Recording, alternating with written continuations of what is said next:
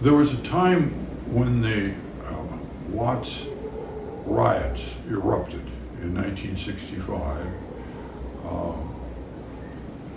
Don't even remember what triggered it now. I should research that and get that into a video, but it wasn't the assassination of Martin Luther King, I don't think, because that was in 1968 and this was 1965. So something happened that triggered the Watts riots. It was probably the police murdering a young black guy who didn't have a weapon, but whatever. We were taking guys into the job corps as fast and furious as we could. By the time of this event, we had 3 sections open. Each section held 200 or 300 corpsmen, and the dorms held 50 each. And we were hiring staff, counselors, as fast as we could, and buses were coming in from LA with young men that were, you might say, refugees from the riots there. And what we learned was that the guys who came into the job corps were not the heavies in the city. They were guys who had enough confidence in themselves that they wanted to go into the job corps and get the training for a family wage job. The guys who were really the heavies wanted to stay at home and control the turf and be gangsters. So we didn't get many gangsters, but we got some pretty powerful personalities. And you might say part of the power of the personality was that they could see enough to see that they needed to get the hell out of there and get some training. So, but they were sending the corpsmen, the recruits, too fast for us. And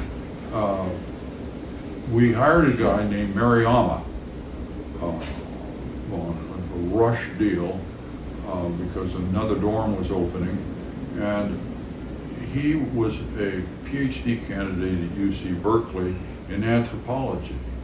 Very intelligent, very pleasant, quiet guy. But we explained to him how we were operating the place, that when corpsmen came in, they were sorted and quite rigidly assigned to dorm rooms, one minority and one Caucasian. And most of the minorities then were black young men.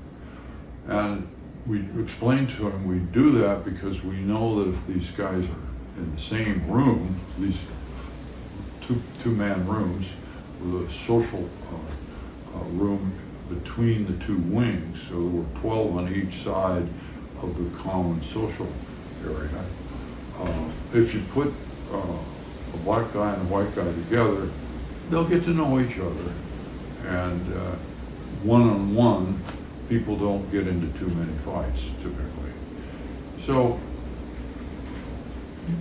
come Monday, for some reason I wasn't down there all weekend like I usually was, and come Monday, his corpsmen were all, half of them were gone. The white kids had gone over the fence and run away. And we asked Mariama, what happened? He says, it was so interesting.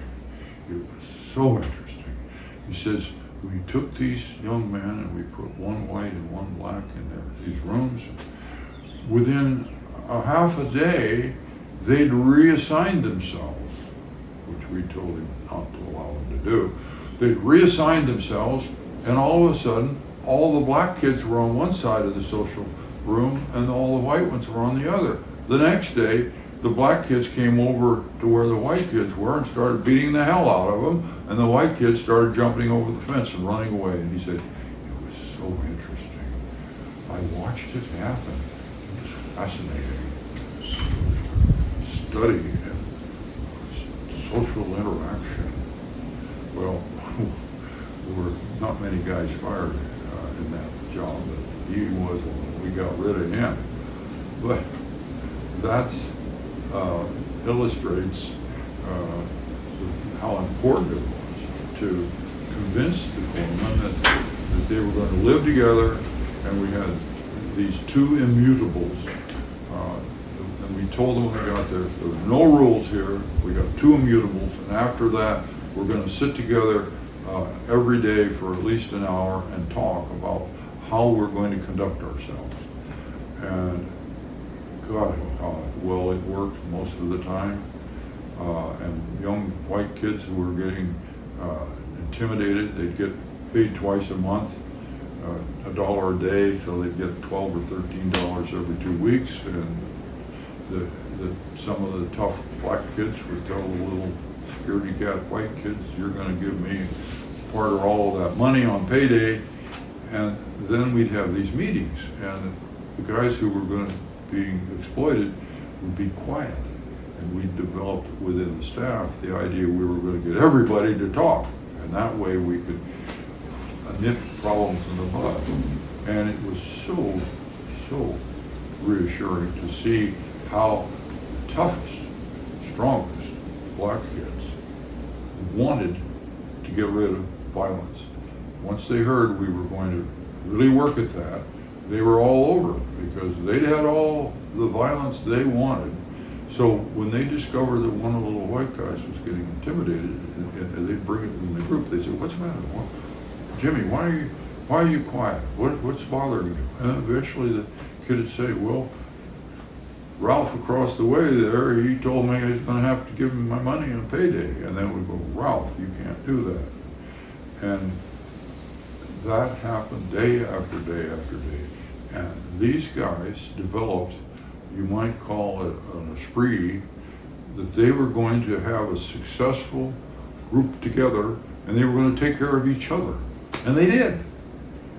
It made me believe in the ability of people to work things out, and for people to be able to overcome racial discrimination if you talk about it and you get an open situation. And a couple of days after the kids had come in from the city, after they'd heard there'd be no weapons there, we'd find knives in the hallway that had been thrown out during the night. Yeah, they threw their weapons away. They didn't want violence. They wanted to protect themselves and each other. That was the brilliant success of the Job Corps. And I believe in it to this day. The difference between helping people talk things out, talk things through, versus imposing a bunch of rules and threats on them.